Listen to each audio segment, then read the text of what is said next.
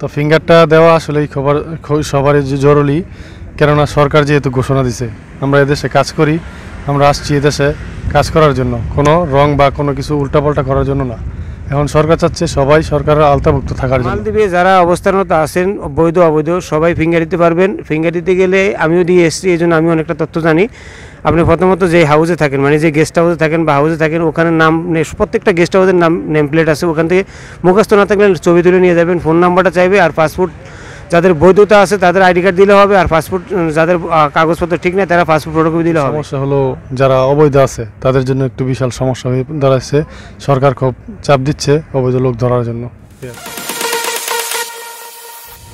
আসসালামু আলাইকুম প্রিয় বন্ধুরা, মালদ্বীপ মালে কবুতর পার্ক থেকে আমি মিজান চলে আসলাম নতুন একটা ভিডিও নিয়ে। মালদ্বীপ প্রবাসীদের প্রতিনিয়ত খবর আমি সবসময় বলে থাকি, আপলোড দিয়ে থাকি। আজকে গুরুত্বপূর্ণ একটা তথ্য নিব মালদ্বীপের বর্তমানে অবস্থারত প্রবাসী ভাইদের থেকে। তো আজকে ওনার থেকে জানতে চাইবো বর্তমানে মালদ্বীপের ফিঙ্গারটা কোথায় দেয় এবং ফিঙ্গার দিলে কী হবে না দিলে কী হবে। শুধু আমার মুখের কথা না, প্রবাসীদের কথা আমি তথ্যগুলো তুলে ধরবো। আসসালামু আলাইকুম। ওয়ালাইকুম আসসালাম। ভালো আছেন ভাই? আলহামদুলিল্লাহ ভালো আছি, কেমন আছেন? আলহামদুলিল্লাহ আছি, আপনাদের ভালো আছি। কী নাম আপনার? আমার নাম মোহাম্মদ আলমগীর মিয়া। আলমগীর ভাই, আপনি কী করেন? আমি ভাই পেশা একজন ড্রাইভার। আলমগীর ভাই আগে দেশে ড্রাইভিং করে গেছে এবং বর্তমানেও মালদ্বীপের ড্রাইভার। তো আলমগীর ভাই যেহেতু রাস্তাঘাটে সবসময় ঘোরাফেরা করে, ওনার কাজ হলেও রাস্তাঘাটে, ওনার থেকে সংক্ষেপে জানতে চাইবো ফিঙ্গারটা কোথায় করে? ভাই ফিঙ্গারটা করে হচ্ছে গোসল পার্ক থেকে একটু ভিতরে, স্কুলটার নাম আমার সঠিক মনে নাই, যে কাউকে বাঙালি কাউকে বললেই দেখায় দেবে। তো ফিঙ্গারটা দেওয়া আসলে সবারই জরুরি, কেননা সরকার যেহেতু ঘোষণা দিছে আমরা এদেশে কাজ করি, আমরা আসছি এদেশে কাজ করার জন্য, কোনো রং বা কোনো কিছু উল্টাপাল্টা করার জন্য না। এখন সরকার চাচ্ছে সবাই সরকারের আওতাভুক্ত থাকার জন্য। ফিঙ্গারটা না দিলে কী হবে এটা সঠিক বলতে পারেন? আসলে ভাই আমি যতটুকু জানি বা শুনছি, ফিঙ্গারটা না দিলে 15 তারিখের পর থেকে বাংলাদেশের লোক বা অন্য অন্য দেশের লোক সমস্যা হতে পারে। আর এদেশে তো পলায় থাকার মতো জায়গা নাই, আপনারা সবাই জানেন, চারে বগলদাই নদী, মাঝখানে দ্বীপ, যার নাম মালদ্বীপ। প্রিয় বন্ধুরা, আলমগীর ভাই যতটুকু বলছে আমি একটু ক্লিয়ার করে দিই।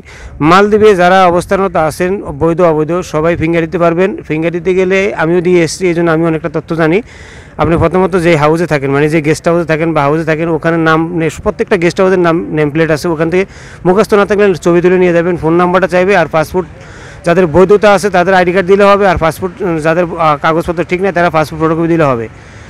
তো আপনারা যখন যাবেন তাদের এই তথ্যটা না যখন দিবেন, তারা এরা একটা আদমশুমারির মতো হিসাব করবে। এই হিসাবটা এরা সঠিক করার মানে হিসাব করার জন্য বিদেশি কতজন লোক আছে, মানে বিদেশি বলে আমাদেরকে বাংলাদেশি, ইন্ডিয়ান, নেপাল সবাইদেরকে বিদেশি বলে, সবাইকে একত্রিত একটা হিসাব করার জন্য এই কাজটা করা। আর যদি সরকারি নিয়ম অনুযায়ী আপনারা ফিঙ্গার না দেন তাহলে অটোমেটিক আপনাদের ভিসাটা 15 তারিখের পর থেকে যে কোনো সময় হোল্ড হয়ে যাবে। তখন আপনাদেরকে যে কোনো জায়গায় চেক করলে ফিঙ্গারপ্রিন্টে আপনাদের ছবির নাম ঠিকানা আসলে আপনাদেরকে ধরে পাঠিয়ে দেবে এবং ডিপোর্ট করে পাঠিয়ে দেবে।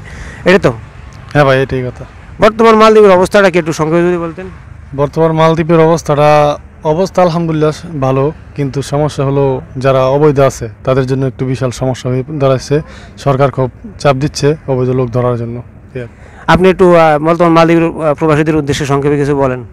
আমি বর্তমান মালদ্বীপের প্রবাসীদের উদ্দেশ্যে একটাই কথা, সবাই ভালো থাকবেন, সুস্থ থাকবেন, আর সবাই বদ্ধতা বা সরকার যে রুলস অনুযায়ী চলার চেষ্টা করবেন, ইনশাল্লাহ তাহলে সবার ভালো হবে।